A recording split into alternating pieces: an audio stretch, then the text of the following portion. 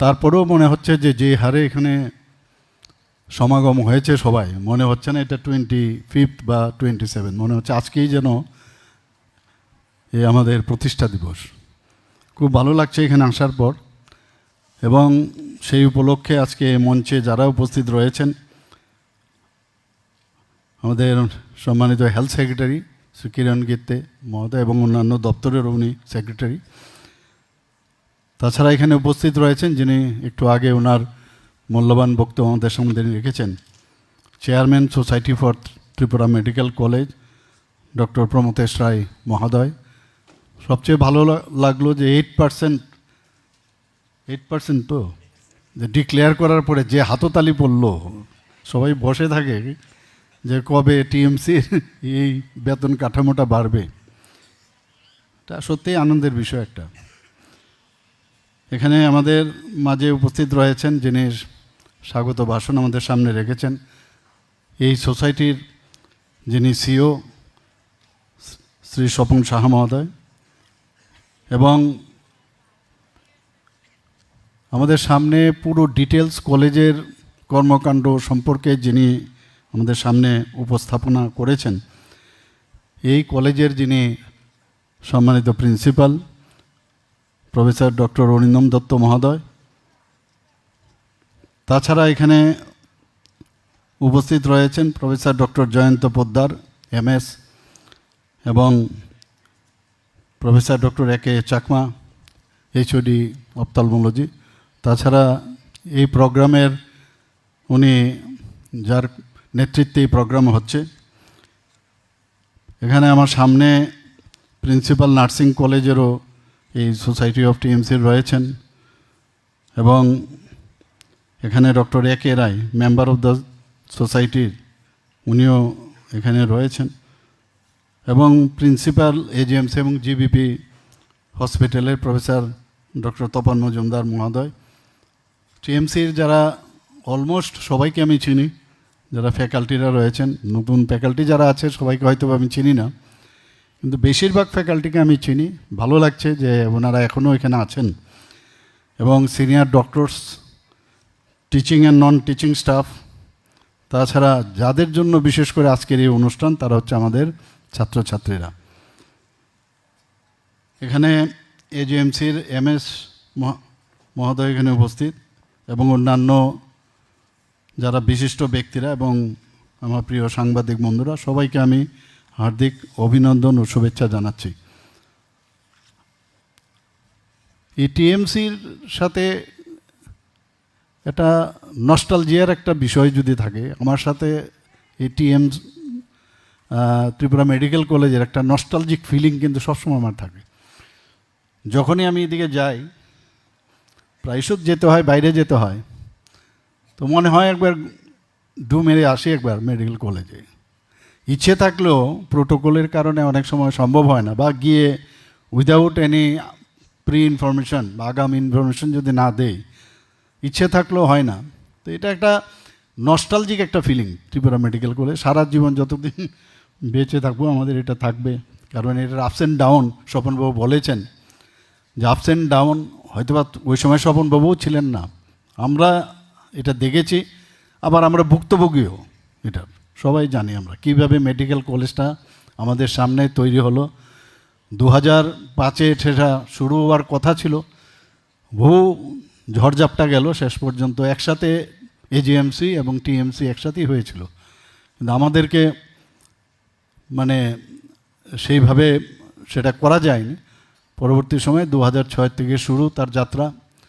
আর আজকে আমি যা দেখলাম, এখানে কিছু ডাটা আমার কাছে দেওয়া হয়েছে, সব ডাটা আমি বলবো না, কিছু কিছু মেইন যে ডাটা কম্পারেবল AGMCর সাথে। OPD পেশেন্ট যদি আমরা দেখি, এখানে দেখা যায় 3,65,463 জন 2000 অগাস্টের 2025 থেকে যদি ধরি, এবং জুলাই 2026। এখন AGMCর কত 4,05,162। তো এটা তো সাংঘাতিক বিষয়, কম্পেয়ার করা যায় যে ইচ্ছে করলে OPDর যে নাম্বার, আমি IPDর নাম্বারটা আমি বলছি না, কিন্তু OPDতে যেহেতু পেশেন্ট অর্থাৎ আসছে, এখানে পেশেন্ট ফ্লো আছে, তো সেই জায়গায় দাঁড়িয়ে এটা খুব ভালো পজিশন এখন টিএমসির সেই যে ইচ্ছা নিয়ে যে আকাঙ্ক্ষা নিয়ে টিএমসি শুরু হয়েছিল সেটা কিন্তু আজকে এই ডাটার মধ্যে আমরা দেখতে পাচ্ছি। Number of major and minor অপারেশনের যদি আমরা দেখি, মেজর অপারেশন এখানে দেখা যায় যে প্রায় জিবি হাসপাতালে এই যে সময়কার আমি বললাম অগাস্ট 2025 থেকে এবং জুলাই 2026, সেখানে দেখা যায় 11,453 এজিএমসি। এখানে কত হলো 4,831। Not bad. মানে এই কথাগুলোর বলার অর্থ হচ্ছে ইচ্ছে করলে এই কলেজ এজিএমসি তো কত পুরনো, 60-এর দশকের, মানে এজিএমসি না তখন জিবি হাসপাতাল, সেই জায়গায় দাঁড়িয়ে মানে বেশ ভালো জায়গায় চলে এসছে। আরও সবাই চেষ্টা করলে আমরা এটা ভালো আরেকটা অবস্থার মধ্যে আমরা যেতে পারি। মাইনর অপারেশনের যদি আমরা দেখি সেখানে দেখা যায় পার মানে টিএমসির মধ্যে দেখা যায় 18,292 আর জিবিতে কত 18,797। কাজেই এটা খুব ভালো একটা অবস্থায় আছে। নাম্বার অফ ডায়ালিসিসের কথা যদি বলি এখানে দেখা যায় 2,536 আর এজিএমসিতে কত 2,706। আমরা যদি এন্ডোস্কোপির কথা বলি সেখানে দেখা যায় যে টিএমসির মধ্যে 2,536 আর এজিএমসির মধ্যে 2,706। আমরা যদি কোলোনোস্কোপির কথা বলি, কোলোনোস্কোপির মধ্যে দেখা যায় যে 122 আর এজিএমসির মধ্যে 362।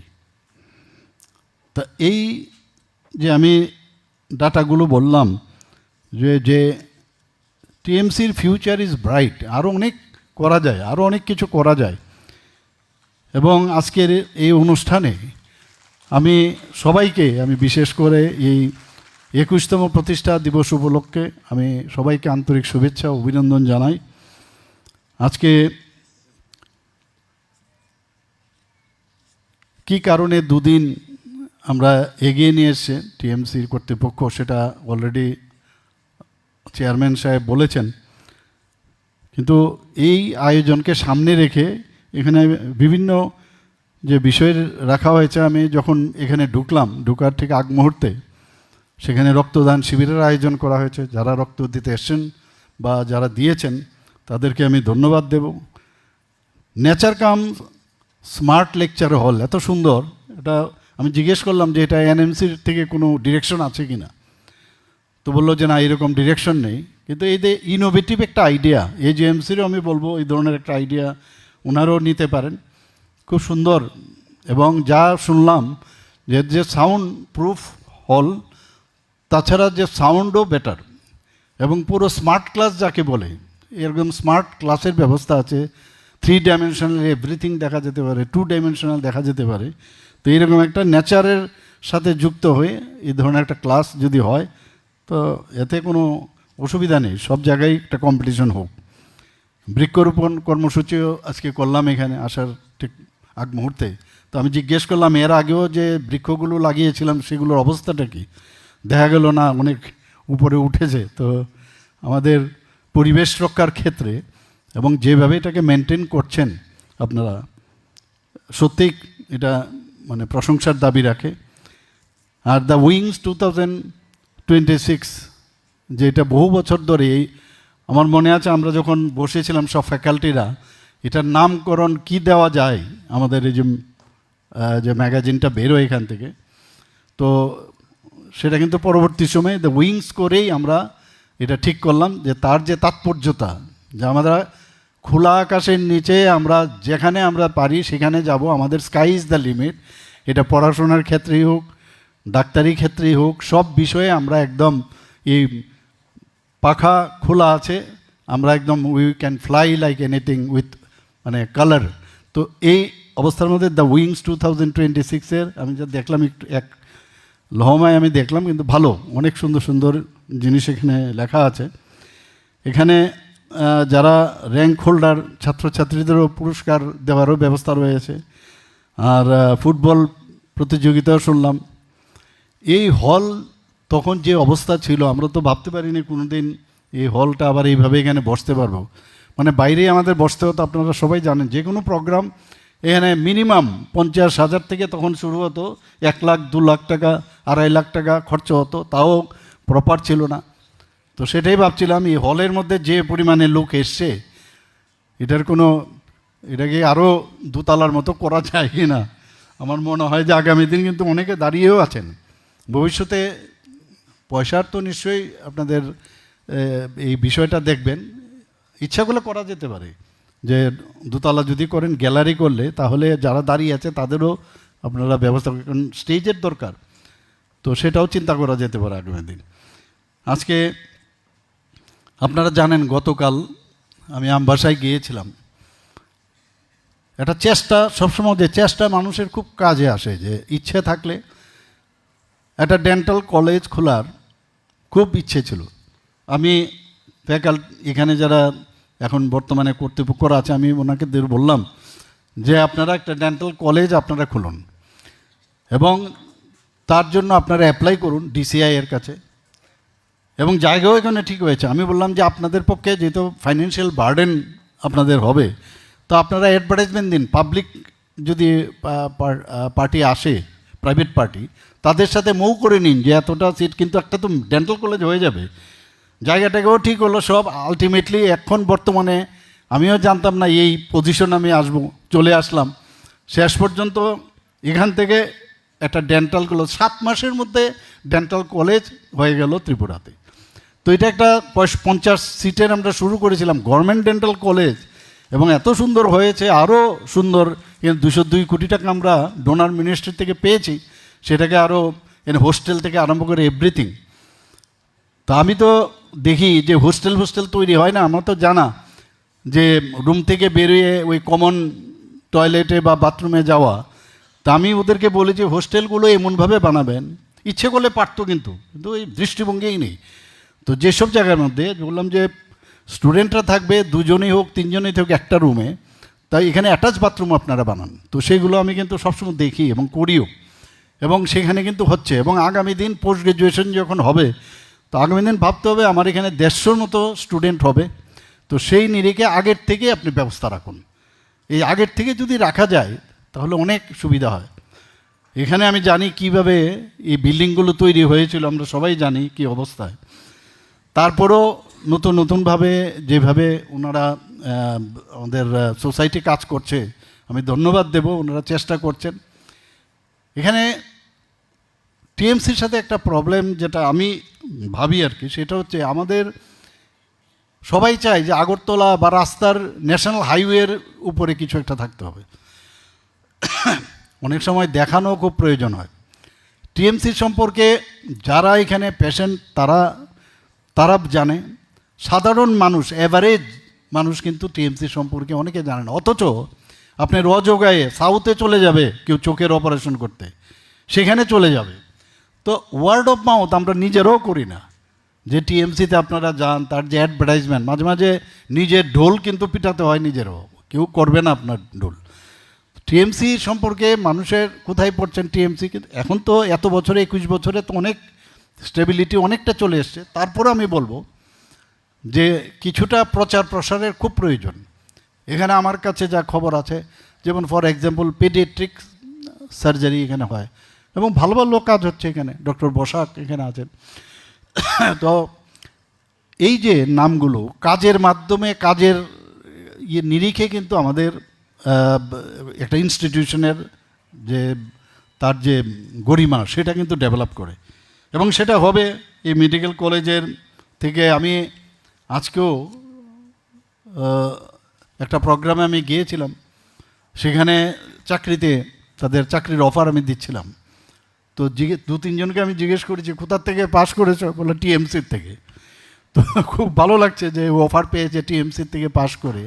এরকম বহু জায়গায় টিএমসির থেকে পাশ করে, মানে শুধু ত্রিপুরাতে না, ত্রিপুরার বাইরেও বহু জায়গায় চিকিৎসক হিসাবে তারা কিন্তু মানুষের সেবা প্রদান করছেন। এটা আমাদের জন্য একটা গর্বের বিষয়, if I am not wrong. এবং আমরা জানি মাননীয় প্রধানমন্ত্রীজি বারবার বলছেন যে স্বাস্থ্যই আমাদের সর্বশ্রেষ্ঠ সম্পদ। এবং আমাদের উন্নয়নের একটা সর্বোচ্চ অগ্রাধিকার সেটা আমরা দিয়ে চলছি। যেটা আমি বলছিলাম আমবাসাতে, আপনি এর আগেও আমবাসাতে একটা মেডিকেল কলেজ, এটা এডিসি এলাকায় আমার একটা কমিটমেন্ট ছিল আমাদের সরকারের, এডিসিতে একটা মেডিকেল কলেজ খুলব। এই যে চেষ্টার কথাটা আমি বলছি, ডেন্টাল কলেজ থেকে শুরু করেছিলাম, ওখানেও একটা চেষ্টা, একটা পার্টি এসে সাংবাদিকদেরকেও আমি বলেছি যে হবে, কিন্তু দেখা গেল ওই পার্টি শেষ পর্যন্ত আসেনি। দেখুন আজকে এখানে কিন্তু একটা মেডিকেল কলেজ আলটিমেটলি, এবং ত্রিপুরারই একজন ব্যক্তি উনি কিন্তু মেডিকেল কলেজটা আজকে করছেন এখানে। আপনারা বন্ধন গ্রুপকে আপনারা জানেন, সেখানে সে মেডিকেল কলেজ খুলবে। এবং আমি ওনাকে বলেছি, আপনি প্রথমে বলছেন যে 50 সিটের খুলবেন, আমি বললাম ঠিক আছে অসুবিধা নেই। এখন উনি বলছেন না আমি 50 না, আমি 100 সিট করব। পরবর্তী সময় বলছেন আমি 150 সিট করব। এত সুন্দর একটা পরিবেশ ওইখানে উনি পেয়েছেন। প্রথমে ওনার যে পার্টনার যারা আছেন ফ্যামিলিরই, তারা বলছিলেন এত দূরে গিয়ে মেডিকেল কলেজ চলবে কি না।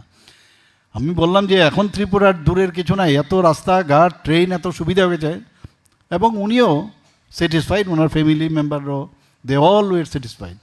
এবং ওইখানে যাওয়ার পরে আপনি ভাবুন একটা মেডিকেল কলেজ ওই আমবাসার একটা সিটি হবে আগামী দিন। আমাদের মনে আছে আমাদের যিনি এখন চেয়ারম্যান, এই যখন এখানে মেডিকেল কলেজ হয়, আমরা তো এখানে ডেন্টাল এবং আই এই দুটো ডিপার্টমেন্ট ছিল, আর কোনো ডিপার্টমেন্ট ছিল না। একটা ডায়রিয়া ডিসেন্ট্রির একটা ইয়ে ছিল বাস। এই হঠাৎ করে এখানে মেডিকেল কলেজ হবে। এখানকার যারা আছেন ওষুধ ব্যবসায়ী 2-3টে ছিল, বেশি না, এসে এখানের যারা গার্ড যারা ছিল এদেরকে মানে কি অবস্থা, রক্তক্ষয়ের অবস্থা, ইট দিয়ে মারছিল। আমি এবং এই আমাদের চেয়ারম্যান দুজন আমরা বেরোলাম। উনি that time he was in as assistant professor in ENT. আমরা দুজনে বেরোলাম, ওদেরকে আটকালাম, বললাম যে আরে কী করছোটা কি, তোমরা জানো না কি হচ্ছে? বলে না আমাদের এখানে আমাদের ওষুধ যে এতদিন ধরে চলছে বিক্রি সেটা বন্ধ হয়ে যাবে, এখানে এরকম হবে, ভিতরে ওষুধ কোম্পানি হবে। আজকে আমার কাছে যা খবর মানে কোটিপতি হয়ে গেছেন এই ওষুধ কোম্পানির যতগুলো যারা অবজেকশন দিয়েছিল, কোটিপতি। তো সেই এরকম, এবং হাঁপানিয়ার জায়গার দামও বেড়ে গেল, সবাই জানেন। তো সেটাই যেখানে আমরা গেলাম, আমি ওনাদেরকে বললাম হাঁপানিয়ার, আমি সেই গল্পটা ওনাদেরকে বললাম যে আপনাদের আগামী দিন আপনারা বুঝবেন যে কি হতে যাচ্ছে। একটা মেডিকেল কলেজ হওয়া মানে সেখানে, এবং ওখানে উনি শেষ এএনএম করবেন, জিএনএম করবেন, হয়তো আরও অনেক কিছু করবেন উনি, তো পুরো চেহারাটাই পাল্টে যাবে। তো এই যে একটা চেষ্টার কারণেই কিন্তু এটা সম্ভব হচ্ছে। আজকে হোমিওপ্যাথিক মেডিকেল কলেজ আমরা এই বছর থেকে শুরু করছি। আয়ুর্বেদিক মেডিকেল কলেজ কোনোদিন ভাবতে পেরেছেন? সেটা শুরু করছি আমরা। বিএসসি নার্সিংহোম, বিএসসি নার্সিং আমরা সেটা শুরু করছি 50 সিটের। এখানে প্রাইভেট যারা আছেন তারাও অনেকগুলো এই ধরনের যে নার্সিংহোম, এবং নার্সিংগুলো অ্যাট পার মানে যা যা দরকার সেরকম, আগের মতো না, ভালো ভালো এখানে ইনস্টিটিউশনগুলো গড়ে উঠছে এখন। তো স্বাস্থ্য ব্যবস্থার কথা যদি আপনারা বলেন, সেই দিক দিয়ে বলতে গেলে ত্রিপুরাতে কিন্তু এখন একটা হাব তৈরি হয়েছে। এখন এতগুলো ANM, JNM, dental, BSc nursing, medical college, 4-4টা মেডিকেল কলেজ, 500 সিট হয়ে গেছে। এর মধ্যে 50টা সিট আরও বাড়বে। আমরা অলরেডি এজিএমসির থেকে দেওয়া হয়েছে রিকোজিশন যে আমাদের 50টা দেওয়ার কথা ছিল, 550। এখানে যারা পুরনো যারা ডাক্তার আছেন একটা সিট পেতে কি অসুবিধা ছিল, মাত্র 4টা, 5টা, 6টা, 10টা, 12টা এইরকম ম্যাক্সিমাম এইরকম এমবিবিএসের সিট ছিল। আজকে যে ভদ্রলোক উনি বলছিলেন, বন্ধন গ্রুপের যে চেয়ারম্যান এবং ফাউন্ডার মেম্বার, উনি বলছিলেন যে ত্রিপুরাতে এই যে নিট পরীক্ষা দিয়েছে, দেখা গেছে সাকসেসফুল যে পার্সেন্টেজ, এই পার্সেন্টেজ কিন্তু অনেক উপরে। এবং তারা হিসাব করে উনি নিবেশ করবেন এখানে, নিশ্চয়ই উনি চিন্তা ভাবনা করেছেন। আমরা অনেক সময় কিন্তু সাধারণ মানুষ আমরা বলবো আরে এই মেডিকেল কলেজ খুলছে এখানে চলবে কি না, কিন্তু উনি দেখলেন যে এই যে পার্সেন্টেজ এবং ক্র্যাক করেছে ওরা এবার নিটে, তাহলে এই লোকগুলো মেডিকেল পড়বে, কিন্তু আমার এখানে মাত্র 500 এখন সিট আছে। তাহলে অনেক লোক আছে যারা ত্রিপুরার, তারা এই মেডিকেল কলেজে পড়বে, তারা কাজেই সেই দিক দিয়ে তার মেডিকেল কলেজ চলবে। শুধু তাই নয়, এই মেডিকেল কলেজের জন্য যারা অপ্ট করবে, যারা আমাদের আসাম বা শিলচরের যে জায়গাগুলো আছে বা নর্থ ইস্টের বহু স্টেট, তারা কিন্তু ইজি অ্যাপ্রোচিং ত্রিপুরাতে, তারা কিন্তু আসবে ওই দিক দিয়ে। তো এই যে বিষয়গুলো আস্তে আস্তে করে, ইভেন আপনারা শুনে খুশি হবেন যে একটা মেডিকেল কলেজ খুলতে চাইছে আমাদের যে minority department government of India, এবং সেটা আমরা সাউথে আমরা খুলতে যাচ্ছি। তো এইরকম পরিবেশ আমরা করছি, এখানে যারা ডাক্তাররা পাশ করবেন এখানে, আপনারা ভাবুন যে আগামী দিন আপনাদের চাকরির কিন্তু অভাব হবে না। খালি নিজেকে তৈরি করা আর এমপ্লয়াবিলিটি, যেটা যে আমি ডাক্তারি পাশ করলাম আর বই পড়ার কোনো দরকার নেই, এটা তো হয় না।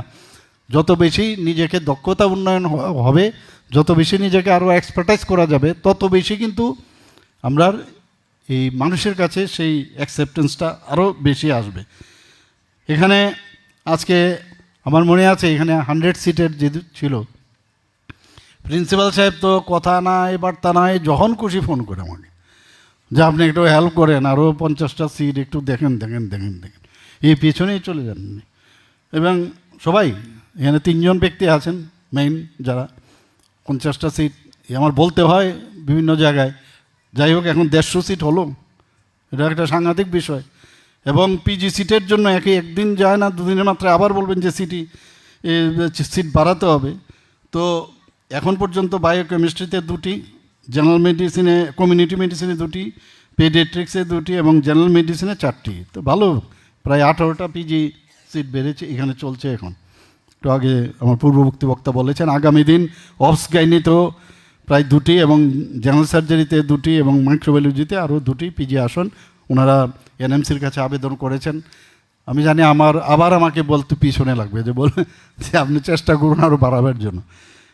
কিন্তু এগুলো তো আমরা করবো, নো ডাউট, এটা তো আর ব্যক্তিগত বিষয় না, আমাদের ছেলে মেয়েদের এবং আলটিমেটলি সাধারণ মানুষের ট্রিটমেন্টের জন্য তাদের চাহিদা অনুসারে সেটা আমরা করবো আগামী দিন। এখানে ফ্যাকাল্টি নিয়ে একটু সমস্যা আছে, ফ্যাকাল্টির আরও বেশি লাগে। আমি আবার বলবো যে 8% বাড়িয়েছেন ঠিকই, কিন্তু ফ্যাকাল্টিদের যদি যেহেতু আমরা কত হেল্প করব, গভর্নমেন্ট থেকে কত হেল্প করা যায়। আমিও যখন এখানে ফ্যাকাল্টি ছিলাম, আমার মনে হয় ফ্যাকাল্টি দিচ্ছে না কেন, কি করছেন গভর্নমেন্ট অফ ত্রিপুরা বা হেলথ ডিপার্টমেন্ট। এখনও বুঝি যে এইখানেও তো চলতে হবে, এখানে তো বিরাট পরিসর। তো সব জায়গায় জনপ্রতিনিধিরা প্রায়ই বলেন যে এই স্পেশালিস্ট লাগবে। তো এই বিষয়টা আপনারা একটু চিন্তা করবেন যে কীভাবে তাদেরকে, কারণ এখন হেলদি কম্পিটিশন চলে এসছে, এতগুলো এখানে শান্তিনিকেতন মেডিকেল চলে এসছে, এখানে এজিএমসি রয়েছে, এখন আবার এই নতুন আরেকটা মেডিকেল কলেজ আসছে। তা সেই জায়গায় আপনার নিজেদেরকে যত পারেন আরও চেষ্টা করুন যে কীভাবে ফ্যাকাল্টি আনা যায়। আমি বারবার বলছি, ট্রমা সেন্টার যদি না থাকে যে কোনো ইনস্টিটিউশনের বা যে কোনো হসপিটালের, তার কিন্তু মাপকাঠি হয় না। আমরা ট্রমা সেন্টার এখন প্রায় 2টো ডিস্ট্রিক্ট বাদ দিলে বাকি সবকটা ডিস্ট্রিক্টে ট্রমা সেন্টার করেছি, কার্ডিয়াক কেয়ার সেন্টার করেছি। তো আমার এখানে এত বড় একটা মেডিকেল কলেজ, এখানে কেন ট্রমা কেয়ার সেন্টার বা ট্রমা কেয়ার বিল্ডিং, যেটা G+4, আমি আগেও বলেছিলাম, আমি খুব আনন্দিত, আমার কথাটা অ্যাটলিস্ট ওনারা শুনেছেন। যখনই ট্রমা পেশেন্ট আসবে দেখবেন আপনাদের মানে কলেজের যে স্ট্যাটাস সেটা কিন্তু অনেক বেশি। এখানে আরও যেটা দেখলাম G+13 বেশ উঁচু বিল্ডিং এখানে তৈরি করছেন সবার জন্য, রেসিডেন্সিয়াল বিল্ডিং। আমরা স্বাস্থ্য ব্যবস্থার যা যা প্রয়োজন, যারা এজিএমসির সাথে যুক্ত রয়েছেন ওনারা জানেন যে প্রতিদিন আমরা এই বিষয়ে কথা বলি। আমাদের সব কিছু থাকা সত্ত্বেও তারপরও না ত্রিপুরাতে কিছু হয় না। আরে ত্রিপুরাতে যদি কিছু না হয় তাহলে 80% আজকে এই যে রেফার হতো, 80%। আমি যখন প্রথম আমি কথাটা শুনলাম আমি একটু আটকে উঠলাম যে সত্যি কথা বলছি কি না। এই যে সবাই মিলে আপনারা যে পরিষেবা দিচ্ছেন, সেটা গভর্নমেন্ট লেভেলে হোক বা আপনাদের এখান থেকে হোক বা যে কোনো জায়গায় হোক, 80% এখন রেফার কমে গেছে। এটা আমাদের জন্য একটা আনন্দের বিষয়। এবং যে কারণে আমি ডাইরেক্টর যিনি এইমসের আছেন ওনার সাথে আমি কথা বলেছিলাম, একটা মিটিংয়ে আমি বসেছিলাম, উনি এখন নীতি আয়োগের মেম্বার হয়েছেন, এবং ওনাদের সাথে আমরা একটা মৌ করেছি। এবং এই মৌ সুবাদে ওনারাও এসেছিলেন, এসে কিছু গাইডলাইন্স আমাদের দিয়েছেন যে এইমস কীভাবে চলে, এবং হসপিটাল ম্যানেজমেন্টও একটা বিরাট বিষয়। আমরা ডাক্তার হলাম এর অর্থ এই না মেডিকেল সুপারিনটেন্ডেন্ট হলাম না আমি কিন্তু চালাতে পারবো, এরকম না। তারও এখন নতুন নতুন যে হসপিটাল ম্যানেজমেন্টেরও 3 ইয়ার্স কোর্সের এখন সাবজেক্ট বেরিয়ে গেছে। ত্রিপুরার একটা ছেলে সেখানে এইমস থেকে পাশ করে এসছে, তাকে এবারে জিএমসির মধ্যে আমরা নিলাম ওনাদের পরামর্শে। তো আমি প্রায়ই জিজ্ঞেস করি কীরকম অবস্থা, বলে এক নতুন নতুন, কিন্তু আলটিমেটলি ও মানে পিক আপ করবে। তো সেই রকমভাবে হসপিটাল চালাতে গেলে হসপিটাল ম্যানেজমেন্টের উপরে ভেরি ইম্পর্ট্যান্ট। আগে 5 মাস 6 মাসের বাইরে গিয়ে অনেকে যেত, কিন্তু এসে কিন্তু কাজের কাজ কিচ্ছু হতো না, বা তাদের থেকে আমরা মানে সার্ভিসও সেরকম পেতাম না। তো এইমস, মোহন ফাউন্ডেশন এবং আইসিএমআরের মতো যে ইনস্টিটিউট, তাদের সাথে আমাদের সরকার, আমাদের ডিপার্টমেন্ট, তাদের সাথে আমরা মৌ করেছি। আজকে কিডনি ট্রান্সপ্লান্ট হচ্ছে এখানে। সিজা হসপিটালও এসেছে আপনারা জানেন, সেখানেও আমরা ফাউন্ডেশন আমি লে করেছি, কাজও আমি খবর নিলাম। কালকে আমি জিজ্ঞেস করলাম, দেখলাম যে আমাকে ভিডিও করে পাঠাচ্ছে যে পাইলিং হচ্ছে সেখানেও ওরা প্রায় 700 থেকে 800 কোটি টাকা খরচ করবে, ধাপে ধাপে করবে। তো সেই জায়গার মধ্যে মেডিকেল কলেজ সুপার স্পেশালিটি করবে, এবং আলটিমেটলি ওখানে একটা মেডিকেল কলেজ খুলবে। ওনাদের সাহায্য নিয়ে কিন্তু আজকে আমাদের কিডনি ট্রান্সপ্লান্ট 9টা কিডনি ট্রান্সপ্লান্ট হয়েছে। আমি বলেছি যে কেন এখানে হার্ট ট্রান্সপ্লান্ট হবে না, কেন এখানে লিভার ট্রান্সপ্লান্ট হবে না, এখানে কেন আমাদের বোন ম্যারো ট্রান্সপ্লান্ট হবে না। তো এই যে বললাম আমি যে চেষ্টা চেষ্টা চেষ্টা, এবং চেষ্টার মাধ্যমে কিন্তু একদিন দেখবেন এটাও হচ্ছে, কেন হবে না। তো সেইভাবে যখন ভ্যাকসিনের কথা যদি বলি, আমাদের এখানে যখন করোনা হলো, যে ভারতবর্ষে ভ্যাকসিন যা ইতিহাস ঘাটলে দেখা যায় কয়েক বছর পরে ভারতে আসতো অন্য দেশ থেকে। এই যে লিডারশিপ যে কোয়ালিটি, যে যারা আবিষ্কারক, যারা সায়েন্টিস্ট, তাদেরকে যেভাবে সাবাসী দেওয়া, উৎসাহিত করা, আজকে আমাদের এই কোভিড ভ্যাকসিন আমাদের ভারতবর্ষেই তৈরি হয়েছিল, আপনারা সবাই জানেন। তো আমার মুদ্রা কথা হচ্ছে, আমরা যদি চেষ্টা করি তাহলে কেন এখানে হার্ট ট্রান্সপ্লান্ট হবে না, কেন এখানে আমাদের বোন ম্যারো ট্রান্সপ্লান্ট হবে না, এবং আপনাদের কলেজেই হওয়া উচিত, কেন হবে না? চেষ্টা করুন, একটা কম্পিটিশন হোক। গতানুগতিক চলবে না আর এখন। আমি যদি বলি যে না আসি যাই ট্রেনে বসবো, ট্রেনের অবস্থা এইরকমই থাকবে। এখন বন্দে ভারত চলছে, এত স্পিডে চলছে এখন, এবং নতুন নতুন ট্রেন এমনভাবে চলছে, এবং এআই চলে এসছে, ডিজিটাল বাদ দিন আপনি, এখন এআইয়ের যুগ চলে এসছে। এখানে ক্লাস নিতে গেলেও ভয়, কারণ স্টুডেন্টরা কিন্তু আগেই সব জেনে নেয়। আমি বলছি না যে এআই সব বা এই সোশ্যাল এই নেটের মাধ্যমে সব কিছু ঠিক, কিন্তু তার ক্রস চেক করে আমরা ক্লাস নিতে গেলে আগের থেকে নিজেকেও কিন্তু সেভাবে আপডেট করা দরকার। কাজে সেই জায়গায় এখন আমাদের কলেজের যে আপগ্রেডেশন, তার জন্য আরও বেশি যে বন্দে ভারত যে স্পিডে চলছে, আর যারা এতদিন এই সরকারকে চালিয়েছেন তাদেরকে ওই স্টেশনে থাকতে দিন, ওরা বসে থাকবে স্টেশনে, গতানুগতিক দিচ্ছে না, জল নাই, পানি নাই, চাকরি নাই, এইসবই বলতে থাকে, এদের বসতে দিন, ওই স্টেশনেই বসে থাকবে। আমরা স্পিডে বন্দে ভারত দিয়ে সামনের দিকে 2047-এ আমরা যে পৌঁছে যাব, আর ওনারা টাটা বাই বাই করবে, আমরা আমাদের কাজ করে যাব। আমরা এই কাজটাই করবো। আমরা জিবি হাসপাতালে আপনারা জানেন যে পেশেন্টরা বসে, আগে পেশেন্ট মাটিতে থাকে, তখন আমি যখন ওখানে ভিজিটে গেলাম তখন বললাম আর এটা একটু দেখো, এটা মানবিকতার দিক দিয়ে আজকে ডাবল আসন সংখ্যা কিন্তু সেখানে হয়েছে। আগে ছিল 727, সেই জায়গায় এখন 1413, আরও 100টা বেড সেখানে হচ্ছে। আমাকে কথা দিয়েছেন, এখানে প্রিন্সিপাল সাহেব আছেন, এখানে মেডিকেল সুপারিনটেন্ডেন্ট বলেছেন সেটাও হয়ে যাবে। সুপার স্পেশালিটি তো পরিষেবা শুরু হয়ে গেছে, ক্রিটিক্যাল কেয়ার সেন্টার চালু হয়েছে, কমিউনিকেবল ডিজিজ সেন্টার সেগুলো শুরু হয়েছে এখানে। আপনারা সবাই জানেন, আপনারা হাততালিও দেন না, আর আপনার ভার্চুয়াল ইয়েতে তো কমসে কম দিন, এই আমাদের সোশ্যাল মিডিয়ার মধ্যে তো কমসে কম বলুন যে 823টা যে মেডিকেল কলেজ সারা ভারতবর্ষে আছে, তার মধ্যে ত্রিপুরার আগরতলা গভর্নমেন্ট মেডিকেল কলেজের স্থান কত? 131 পজিশনে এসছে। এটা ভাবা যায় কোনো দিন? আপনারা দেখলেন ঠিক আছে রেখে দিই, আমার কলেজের তো হয়নি, এইরকমটা না। মানে যদি এজিএমসির হয়ে থাকে আপনিও কম্পিটিশনে আসুন। তো একজন জিজ্ঞেস করছিল, আমি জিজ্ঞেস করেছিলাম যে তাহলে এতদিন ত্রিপুরার পজিশনটা কী ছিল? বলছে 300-র মিনিমাম 300-এর নিচে যদি না আসে পজিশন ডিক্লেয়ার হয় না বাকিদের। তো প্রথম এরকম একটা পজিশনে এসছে। তো এখানেও একটা আমরা মনে হয় যে আমরা যদি সবাই মিলে আরও চেষ্টা করি, হোক না আমাদের টিএমসিও সেই জায়গায় আসুক। তো আমি এখানে যারা ডাক্তারবাবুরা আছেন, যারা সিনিয়র ডক্টরস ফ্যাকাল্টিরা আছেন, তাদেরকে বলবো আপনারা আসুন, এই কীভাবে মডার্নাইজ করা যায়। আপনারা সবাই জানেন যে কিছুদিন আগে প্রায় চোখের সমস্যা আমাদের সবাইরই হয়, সবাইরই হবেও, এখানে কেউ বাদ যাবে না। তো চোখের সমস্যা ওল্ড এজ ডিজিজ বাদেও এমনিতেও হয়। যারা রেটিনার সমস্যা আছে, গ্লোকোমার সমস্যা আছে, ক্যাটারেক্ট তো আছেই, বা স্কুইন্ট ইত্যাদি বহু আছে এখানে, যারা আই স্পেশালিস্টরা আছেন সব জানে ওনারা। সেই জায়গায় প্রায়শ দেখি কিছু হচ্ছে বাইরে চলে যায়। তো আমরা এখানে 100 বেডেড হসপিটাল এটা করব, এবং তার জন্য তারও ভূমি পূজন হয়ে গেছে। এবং আইএলএসে ঢুকতে বাদিকের যে জমিটা অনেক দিন ধরে এমনি পরিত্যক্ত অবস্থায় ছিল, সেটাকে আমরা দেখলাম, সেটারও ভূমি পূজন হয়েছে। টাইমলাইন বলে দিয়েছে এতদিনের মধ্যে এটা করতে হবে।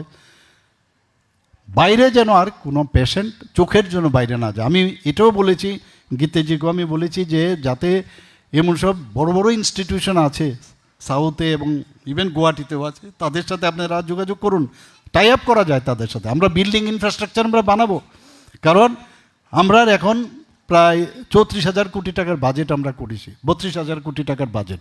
সেই 32,000 কোটি টাকার মধ্যে আমাদের প্রায় আগে ছিল মাত্র 3,000-4,000 কোটি টাকার মাত্র ইনফ্রাস্ট্রাকচার ডেভেলপমেন্ট।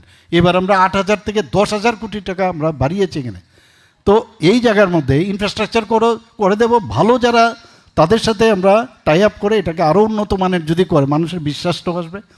এবং এটাকে মেডিকেল কলেজের সাথে যুক্ত করে দেবো এজিএমসির সাথে, যাতে করে ডিপার্টমেন্ট এখানে চলে আসবে। তো তার জন্য কটা মানে ওটি লাগবে এবং কটা মানে মাইনরিটি হবে, সেই বিষয়েও কিন্তু আমার যেহেতু মেডিকেলে আমি যুক্ত ছিলাম, আমার যে ক্ষুদ্র যে আইডিয়া আছে সেখানেও আমি চেষ্টা করলাম কিছু বলার জন্য। এখানে মাদার অ্যান্ড চাইল্ড একটা বিরাট বিষয়। এখানে আমরা ডোনার মিনিস্ট্রির থেকে আমরা টাকা পেয়েছি, কাজও হচ্ছে। এত সুন্দর একটা জায়গা জিবির মধ্যে, একটু সময় নিয়েছে। এখানে মাদার অ্যান্ড চাইল্ড যদি হয় তাহলে একটা আলাদা উইং হয়ে গেল। যেমন আজকে যদি যদি আলাদা হয়, এবার মাদার অ্যান্ড চাইল্ড আলাদা হবে, সেখানেও জায়গা বেড়ে যাবে, সেখানে অন্য কিছু আমরা করব। তো সেইভাবে আমরা কাজ এখানে চলছি। এবং মাদার অ্যান্ড চাইল্ড আমরা বিলুনিয়াতেও কিন্তু একটা উইং সেখানে আমরা খুলেছি। আমরা এখানে integrated health management information system আমি বলবো। এখন কিন্তু এইসব ছাড়া আপনাদের চলবে না।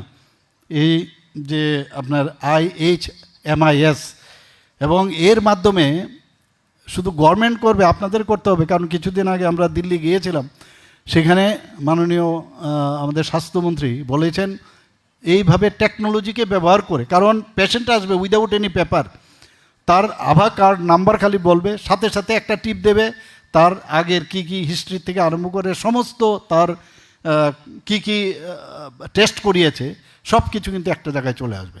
এবং আমার কত জিনিস আমার কোনো স্টোরে আছে কিনা, IPD, OPD, ল্যাবরেটরি সমস্ত একটা জায়গার মধ্যে সমন্বয় চলে আসবে। তো সেই জায়গায় আমরা যদি integrated health management information system, আমি আশা করি আপনারাও করবেন। গভর্নমেন্ট থেকে যদি আপনারা এক্সপার্টাইজ যদি আপনারা মনে করেন যে আপনারা হেল্প চান, তা নিশ্চয়ই করব আমরা। আর এবং এটা একটা সফটওয়্যার না, কিন্তু যদি কেউ ভাবে একটা সফটওয়্যার, সেটা না। এর মাধ্যমে এই যে ডিজিটাল প্ল্যাটফর্ম একটা জায়গার মধ্যে যখন আসবে, একটা সমন্বয় কিন্তু সেখানে তৈরি হবে, যে আমার কিছু না নিয়ে গেল, আমার কাছে সব কিছু আছে। এবং এতে করে পেশেন্টের যে সময় সেটা কম লাগবে, সেখানে কাগজপত্র নিয়ে যেতে হবে না, এবং একটা ট্রান্সপারেন্সির বিষয় আসবে। আপনারা সবাই জানেন যে কিছুদিন আগে একই সিস্টেমে মাথায় রেখে আমরা অলরেডি 50 বেডের একটা হসপিটাল আমরা কাশারিপট্টি, যেটা জ্যাকসন গেটের সামনে আমরা করেছি, সেখানে আমি জানি না আপনারা সবাই গেছেন কিনা, একদম আলট্রা মডার্ন। সেখানে যদি যান আপনারা দেখবেন 50 বেডের, এবং সেখানেও সান্ধ্যকালীন ওপিডি চালু রয়েছে, সেখানে অলরেডি স্টার্ট করেছে। আমরা সমস্ত ডিস্ট্রিক্ট হসপিটালগুলোতেও সান্ধ্যকালীন মানে ইভিনিং ওপিডি কিন্তু আমরা চালু করেছি, কারণ ইভিনিংয়ে কিন্তু যে মানুষ কাজকর্ম সেরে হসপিটালে তার ওপিডিটা পায় না। এখন আমরা সব জায়গায় সেটা স্টার্ট করেছি। আমি আশা করি যে আপনারাও এইভাবে চিন্তা করতে পারেন, এবং জেলা এবং মহকুমা হসপিটালগুলোকে আমরা স্ট্রেংথেনিং করার চেষ্টা করছি। অলরেডি একটা মধ্যে তো হয়ে যাবে, একটা আমাদের ডিস্ট্রিক্টে হয়ে যাবে নর্থে, বাকি সবকটা হচ্ছে আর 59 বাদ যাবে, সেটাকেও আমরা আগামী দিন করে নেব। Trauma centre is very important, আমি যেটা একটু আগে বললাম। এবং খুয়াই এবং সিপাহীজলায় যদি দেখেন আপনারা, নতুন জেলা হাসপাতাল, এবং জিরানিয়া, মোহনপুর, উদয়পুরেও কিন্তু আমরা সাব ডিভিশনের নতুন একদম আলট্রা মডার্ন আমরা ইনফ্রাস্ট্রাকচার সেখানে সংস্কৃত থেকে নিয়েছি। আমরা বাইরের থেকেও প্রচুর টাকা আমরা কিন্তু আনছি। আজকে যে বিভিন্ন এবিডি ফান্ডই হোক, ওয়ার্ল্ড ব্যাংকের থেকে হোক, আমরা এক্সটার্নাল এডেড যে ফান্ড আমরা আনছি, এবং তাতে করে ইনফ্রাস্ট্রাকচার কিন্তু এখানে ডেভেলপ এখানে করছে। আপনারা সবাই জানেন এই সরকার কতটুকু সেন্সিটিভ এবং হিউম্যান টাচ সরকার আছে। আগেও তো সরকার ছিল, এগুলো কেন করেনি ওরা? আমরা একটা নাম দিলাম ভারত মাতা ক্যান্টিন কাম নাইট শেল্টার। সেটা কি? মাত্র 10 টাকার বিনিময়ে যারা পেশেন্ট আসবে, পেশেন্ট পার্টি থাকতে পারবে, 10 টাকার বিনিময়ে খাবে, এবং 20 টাকার বিনিময়ে তারা থাকবে। তো এটা আপনারাও চিন্তা করতে পারেন, আগামী দিন যখন এই ধরনের সুবিধা এখানে থাকবে কোনো একটা জায়গার মধ্যে। এবং এটা পরিচালনার জন্য আমরা অলরেডি ঠিক করেছি 19 আগস্ট 2026 আপনারা নিশ্চয়ই দেখেছেন, সেটা আমরা ইনোগ্রেশন অলরেডি করে নিয়েছি। এবং এর আগেও অনলি 10 টাকার বিনিময়ে যারা পেশেন্টের যারা পার্টি, তারা জীবিতের দুপুরবেলায় যখন আসে 10 টাকার বিনিময়ে তাদের খাবারের ব্যবস্থাও কিন্তু আমরা করেছি। আজকে এখানে আমার মনে হয় যে ত্রিপুরাই একমাত্র রাজ্য যেখানে মুখ্যমন্ত্রীর জন আরোগ্য যোজনা দেওয়ার পরে প্রধানমন্ত্রীর জন আরোগ্য যোজনা, এই দুটো অ্যাড হওয়ার সাপেক্ষে আজকে এখানে যা আছেন সমস্ত ত্রিপুরার 100% মানুষ আজকে ইন্স্যুরেন্স, হেলথ ইন্স্যুরেন্সের কাভারেজে কিন্তু একমাত্র ত্রিপুরা স্টেট, আর কোথাও নেই। ক্যাপিং দেওয়া আছে যে এই ক্রাইটেরিয়া যদি হয় তাহলে তারা পাবে, কিন্তু ত্রিপুরার মতো কোনো জায়গায় নেই। এতে করে আমরা দেখলাম যে যারা এই ক্যাশলেস যে ট্রিটমেন্ট, সেই ট্রিটমেন্টে আমরা প্রধানমন্ত্রী জন আরোগ্য যোজনার 307 কোটি টাকা আমরা তাদের টাকা আমরা দিয়েছি। প্রায় 5,70,000 মানুষ তার বেনিফিশিয়ারি। আর মুখ্যমন্ত্রী জন আরোগ্য যোজনায় প্রায় 92,000-এর মতো লোক তার বেনিফিট পেয়েছে অলরেডি, এবং 50 কোটি টাকা তার জন্য আমরা তাদের সেটেলমেন্ট হয়েছে। তো শুধু তাই নয়, আপনারা দেখবেন যে এখানে সবাই তো ডাক্তারবাবুরা এখানে সবাই আছেন স্বাস্থ্যের সাথে যুক্ত। এই মুখ্যমন্ত্রী নিরাময় আরোগ্য যোজনা আমরা একটা যোজনা স্টার্ট করেছি। বেশিরভাগ ক্ষেত্রে 65% মানুষ আমাদের কিন্তু মারা যায় নন কমিউনিকেবল ডিজিজে, কিন্তু শুধুমাত্র তাদের যে প্রপার স্ক্রিনিং হয় না বলে। এর জন্য আমরা এটা শুরু করেছি, এবং যে টার্গেট আমরা নিয়েছিলাম সেই টার্গেটে কিন্তু আমরা সাকসেস হয়েছি।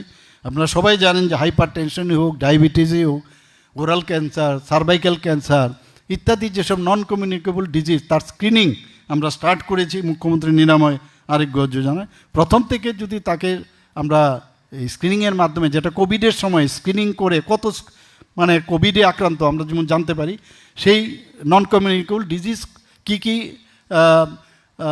কী অবস্থার মধ্যে আছে সেটা যখন জানা যায়, তো prevention is always better than cure এবং চিপার।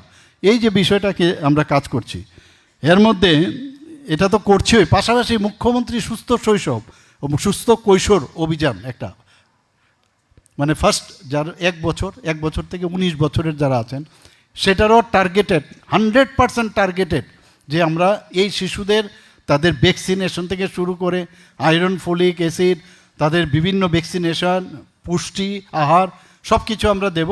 এবং এটা 8th ফেজ কিন্তু সেখানে চলছে। আমরা যাদের ভ্যাকসিনেশন বাচ্চাদের দেওয়ার এখন পর্যন্ত প্রায় 90%, 2026-27 অর্থ বছরে এপ্রিল মে পর্যন্ত 90% সাকসেসফুল। কারণ যারা আমাদের আগামী দিনের ভবিষ্যৎ, আমি জানি এইসব কথা শুনতে অনেকের বোধহয় ভালো লাগছে না এখানে, যে কি বলছেন, কিন্তু এখানে সরকারের মুখ্যমন্ত্রী হওয়ার সত্ত্বে আমার এগুলো যদি না বলি, এখানে সাংবাদিক বন্ধুরা এখানে বসে আছেন, কাজেই এইগুলো তো ওনাদের মাধ্যমে সব মানুষকে বলতে হবে। তো 90% শিশু তারা কিন্তু আজকে সুরক্ষিত। ন্যাশনাল টিউবারকুলোসিস এলিমিনেশন প্রোগ্রাম মাননীয় প্রধানমন্ত্রী যেটা বারবার জোর দিয়েছেন, এই ন্যাশনাল টিউবারকুলোসিস এলিমিনেশন প্রোগ্রামে আমরা কিন্তু ত্রিপুরা খুব ভালো পজিশনে আছি। এর মধ্যে সেখানেও স্ক্রিনিং করা হয়েছে প্রায় 25,000-এর মতো।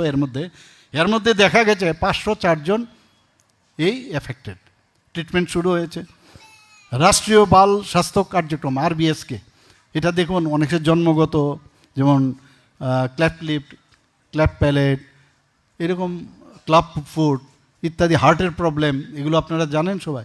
তো তাদের ট্রিটমেন্ট এবং বিনা পয়সায় আমরা সরকারের তরফ থেকে কিন্তু তাদেরকে আমরা ট্রিটমেন্ট করাচ্ছি।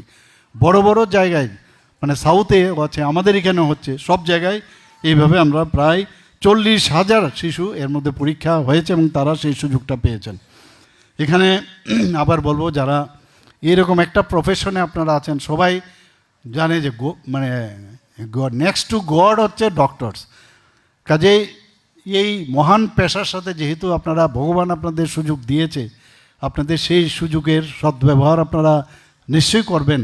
এবং আজকের এই যে ফাউন্ডেশন ডে, এটা কিন্তু নিজের ফাউন্ডেশনও কিন্তু একটা ভেরি ইম্পর্ট্যান্ট। নিজেকে ফাউন্ডেশন যদি নিজের স্ট্রং না হয়, আগামী দিন কিছু করার সুবিধা থাকবে না। যে যত বেশি জানবে, যে যত বেশি জ্ঞান অর্জন করবে। আমি যা দেখলাম, একটা পড়ছিলাম আমি, যে এখানে যারা রক্ত সঞ্চালনের সাথে যুক্ত আছে তাদেরকে যেমন AGMCর মধ্যে পাঠানো হয়েছে তাদের ট্রেনিংয়ের জন্য। এই যে এমপ্লয়াবিলিটি, অর্থাৎ দক্ষতা, তার জন্য তার কিন্তু সবসময় everyday you can learn something. তো সেটা আজকে, এবং কার জন্য? সাধারণ মানুষের জন্য। 50টা ডাক্তারের মধ্যে, 100টা ডক্টরের মধ্যে 1-2 জনের নাম কিন্তু সমস্ত মানুষ জানে। তো আমার মুদ্রা কথা হচ্ছে, এখানে 1%, 2% জানে না, এরকম হতে হবে। আমার এখানে এভারেজ সব ডাক্তাররাই যাতে, বা স্বাস্থ্য দপ্তরের সাথে যারা যুক্ত রয়েছেন তাদেরকে আমি বলবো, এরকম একটা মহান একটা পেশা আপনারা সুযোগ পেয়েছেন। এবং সবচেয়ে বড় হচ্ছে যে পেশা, আমরা তো আন্দোলন করতে করতে, আন্দোলনের যুগে আমরাও আন্দোলিত হয়েছি। যখন আমাদের আগের সরকার ছিল, খুব আন্দোলন করতো, দিতে হবে, করতে হবে, আমরাও আন্দোলিত হতাম, আমরাও ভাবতাম এইটাই বুঝি জীবন। কিন্তু আন্দোলন করার এখন দরকার পড়ে না, এই গভর্নমেন্ট আসার পরে আন্দোলনের আগেই সব আমরা দিয়ে দিই। তো সেই জায়গায় দাঁড়িয়ে প্রকৃত মানুষ যদি আমরা আগামী দিন হতে পারি ডাক্তারের সাথে সাথে, তাহলেই সাধারণ মানুষের লাভ হবে।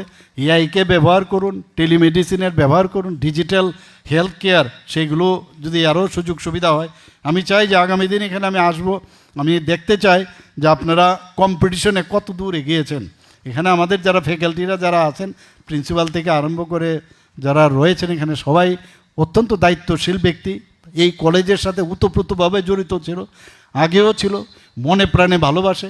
কিন্তু সমস্ত ডিফারেন্স অফ ওপিনিয়ন সেটা সাইড করে একসাথে মিলে, যে না, আমি এই কলেজ থেকে তো সারা জীবন থাকবো না, কিন্তু এই কলেজকে একটা সম্মানজনক অবস্থায় নিয়ে যাব। এবং নেক্সট যারা এখানে আসবেন, এই যাদের হাতে আমি ব্যাটনটা দেব, তারাও যেন এই ব্যাটনটা নিয়ে সামনের দিকে এগিয়ে যেতে পারে, সেই আশা আকাঙ্ক্ষা আমি রাখছি। সবাইকে আন্তরিক শুভেচ্ছা অভিনন্দন জানিয়ে, এই আপনাদের এই কলেজ TMC, আপনাদের আমি বলবো না, আমাদের এই TMC যেন উত্তরোত্তর শ্রীবৃদ্ধি ঘটে, সেই আশা আকাঙ্ক্ষা রেখে আমার কথা বলা শেষ করছি। নমস্কার, জয় হিন্দ, ভারত মাতা কি জয়।